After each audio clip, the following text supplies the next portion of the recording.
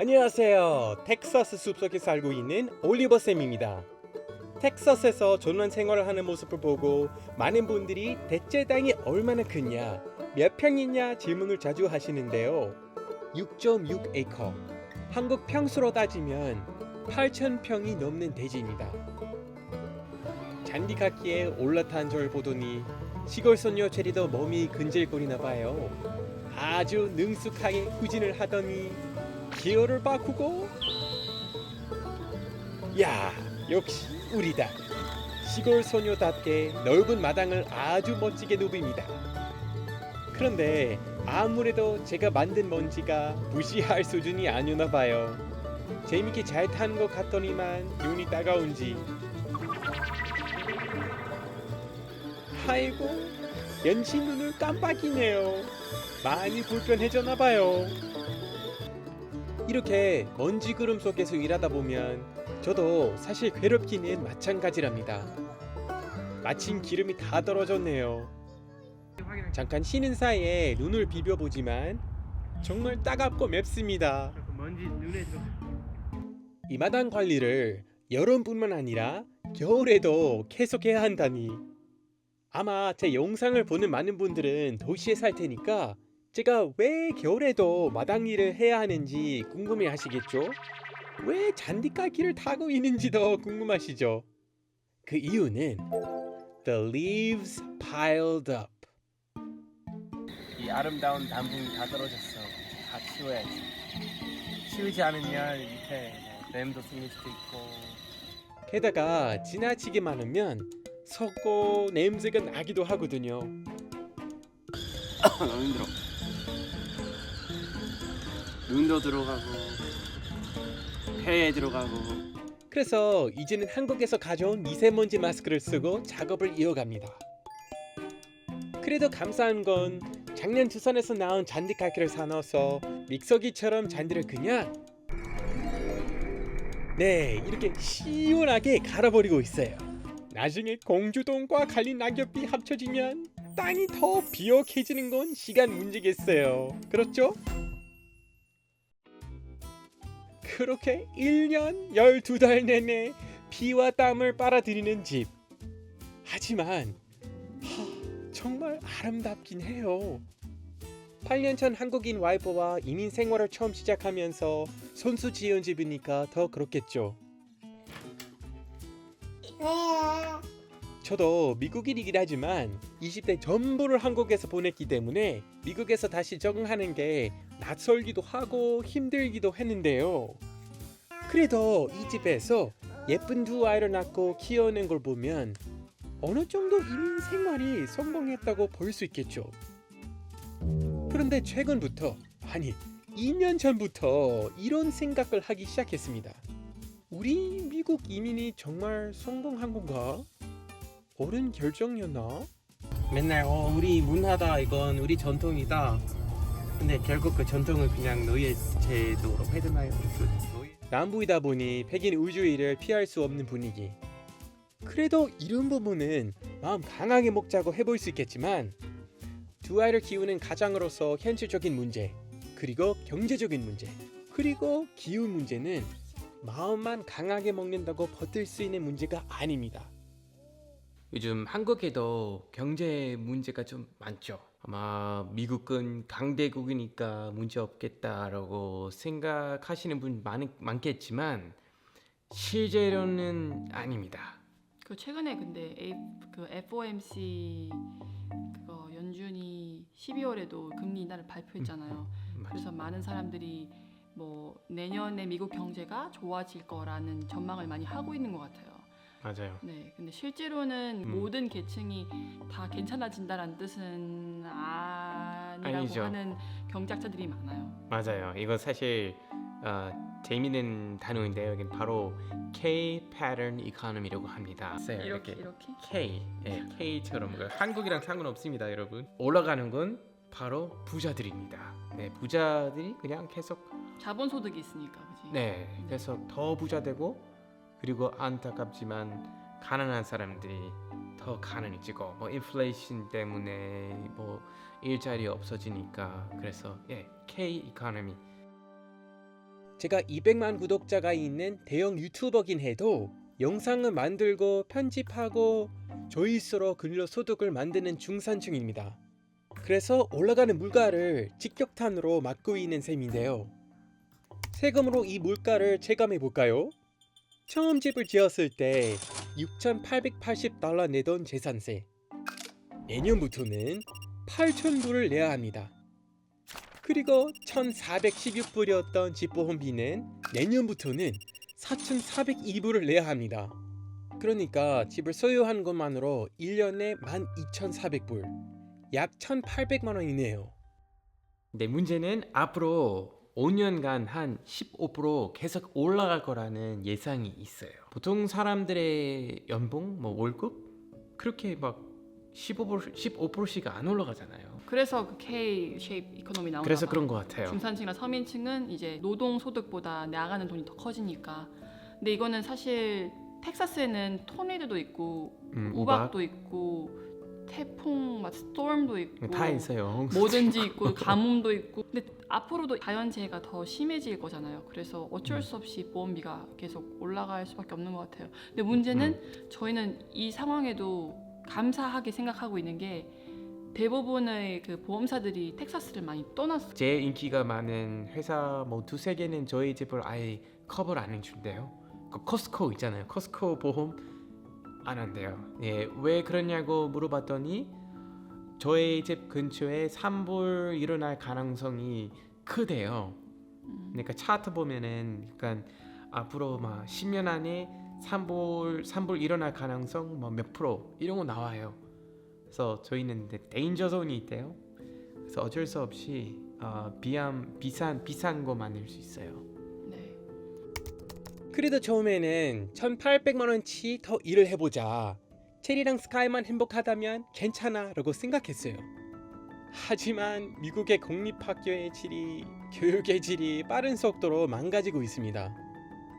최근에 미국 행정부는 연방교육부의 권한을 축소하고 폐지하려는 움직임까지 보이고 있습니다.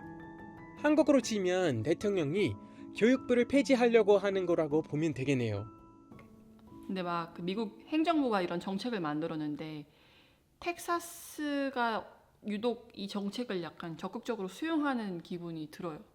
그래서 학교 예산이 많이 줄어들어서 실제로 저희 주변에 대도시에 있는 약간 큰 학군들도 많이 폐교를 많이 했고, 맞아요. 네, 그리고 선생님들도 많이 뭐 그만두거나 해고되거나. 그래서 그 자리를 대신에 선생님 대신에 자격증 없는 그냥 일반 사람들이 채우고 있어요. 월급 안 올려주니까. 네. 이거 진짜 이상하게 들리겠지만 인기가 많아지는 정책이에요. 근데 왜 인기가 많아지는 거야? 아이들의 교육은 우리 미래잖아.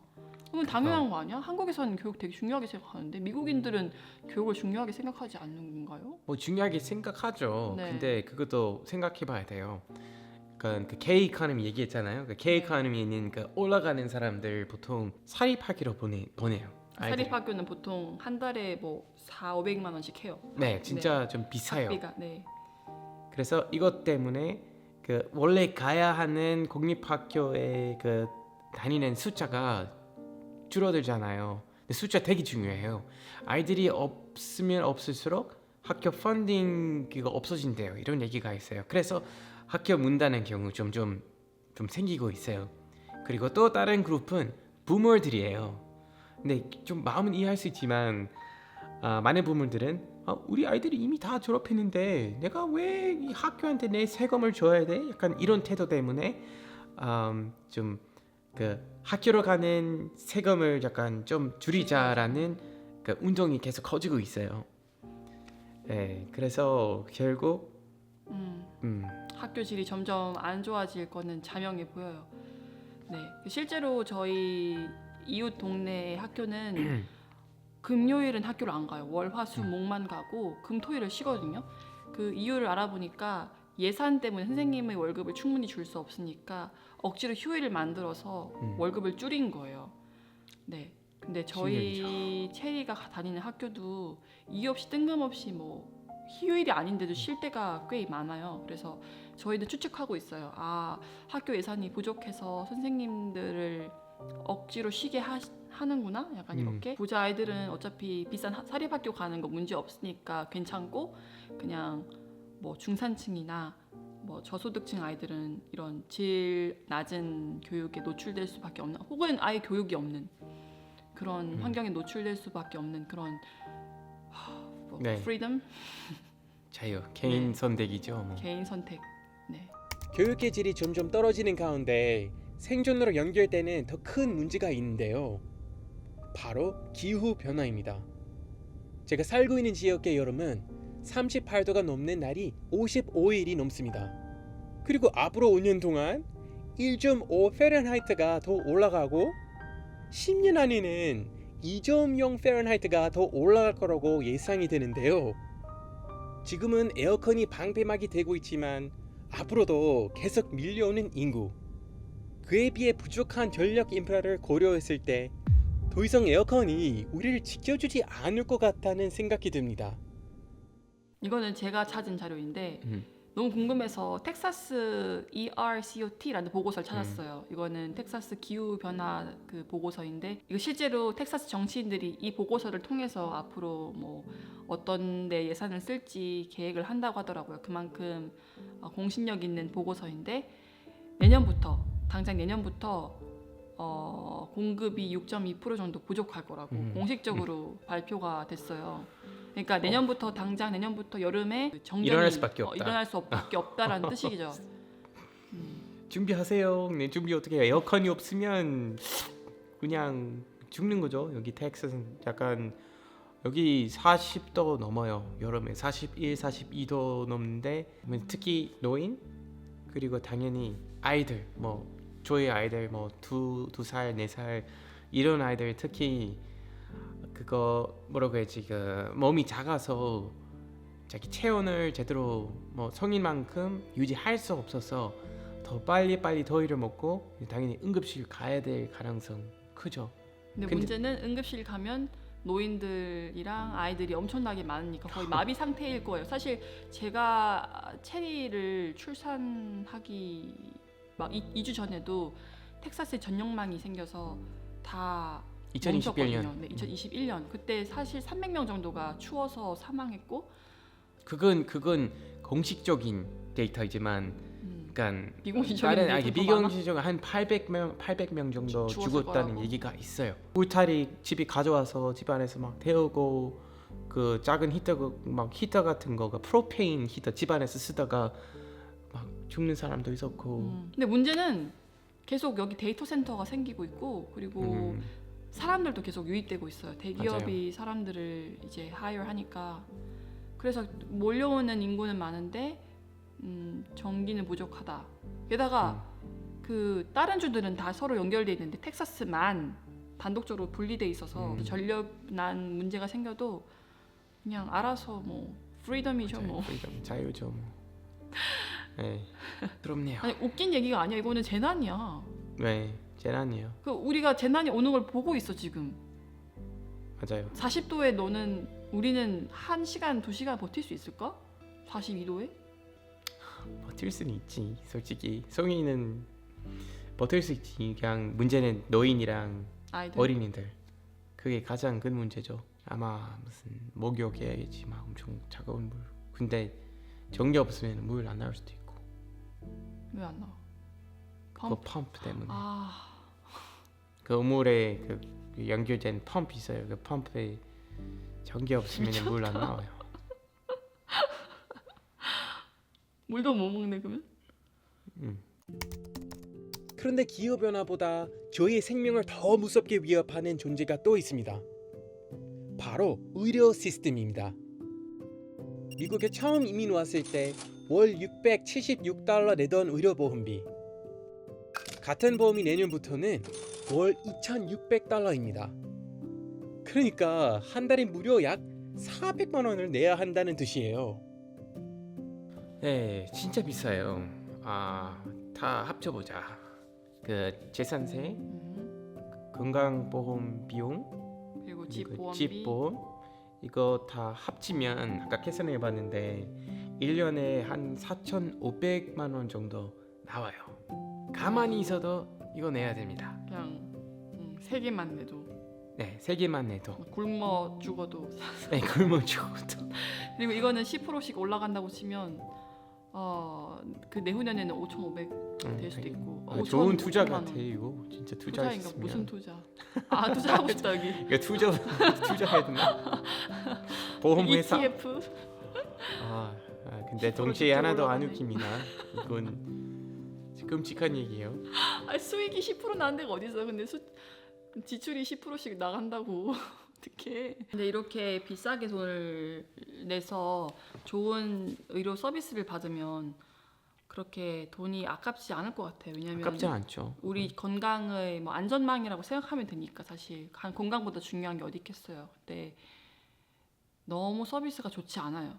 근데 물론 뭐 미국 의료 서비스 안 좋다라는 이야기를 저희가 뭐 생활하는 거에서 많이 보여드렸기 때문에 새삼스러운 일이 아니긴 한데 왜 이게 저한테 특히 직격탄으로 왔냐면 그 브래드 할아버지가 췌장암 말기 판정을 받으셨잖아요. 근데 사실 췌장암 말기 판정을 받기 이전에도 여러 번 증상을 보이셨고 병원을 찾아가셨어요. 검사를 받고 싶으셔서. 근데 배 계속 아프셔서. 네, 소화도 안 되시고 고통스러워하셔서. 근데 그 자영업자로서 브래드 할아버지나 저희 같은 경우에는 무조건 주치의를 통해서 모든 걸 할 수 있거든요. 뭐 피부 아프다고 해서 피부과 갈 수 없어요. 주치의 통해서 가야 되고 귀가 안 들려요. 주치의 통해서 뭐 허락을 받아야 갈 수 있어요. 근데 그 주치의 만나는데도 거의 뭐 일주일, 뭐 2주일 걸렸나? 브래드 할아버지가. 뭐 10일 정도 걸리셨던 것 같아요. 되게 오래 걸렸고 겨우 만나러 갔더니 소화 잘 안 되는 것 같아. 집에 가서 소금 먹고 좀 쉬어. 약간 그런 식으로 그냥 아무렇지 않게 네. 대하셨어요. 네, 그래서 아무리 그 정밀 검사를 받고 싶다고 해도 받을 수 없고 결국 말기에 되었어야 발견할 수 있는 이런 상황을 보고 마음이 아프고 가슴이 찢어질 것 같고 일단 그게 감정적인 거는 먼저 왔고요. 두 번째로는 이것이 나의 미래일 수도 있겠다.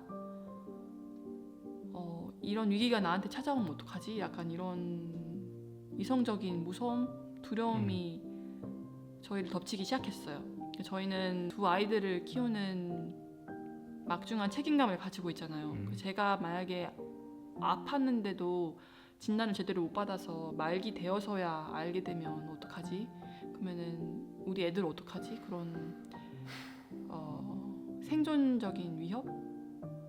주변 사람들 여러 명 보니까 되게 비슷한 경우가 진짜 많아요. 그 마지막 단계까지 발견하지도 못했고 그 전에 의사 선생님들이 뭐 이것 같아. 근데 아니었어. 다른 의사를 보기 위해서 며칠 기다렸다가 그 사람을 보니까 이것 같아. 아닌 것 같아. 약간 그냥 너무 느리고 비효율적이고 약간 좀 이게 말이 안 되는 게 그냥 돈 내고 CT 받고 싶다는데 정밀 검사 받으면 왜 안 되는 거야? 왜 그거 안 해줘?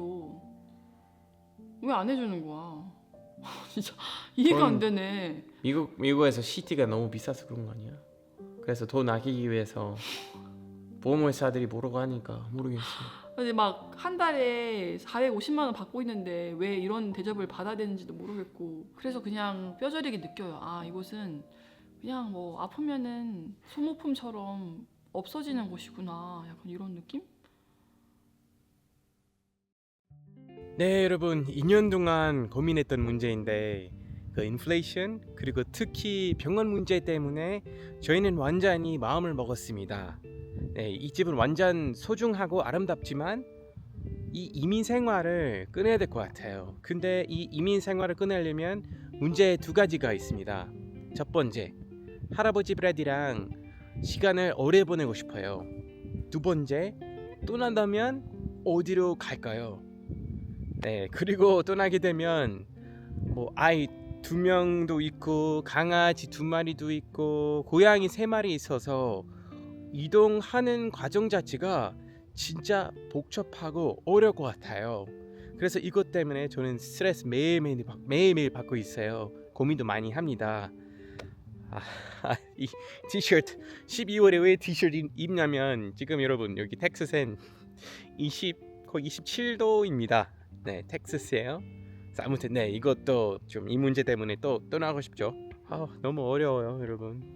근데 결국 이런 어려운 결정 내야 되는 거죠. 이런 어려운 선택해야 되는 거죠. 네, 그래서 여러분 좀 응원 많이 해주세요. 필요합니다. 힘 많이 주세요. 그러면 저도 힘 많이 드리겠습니다.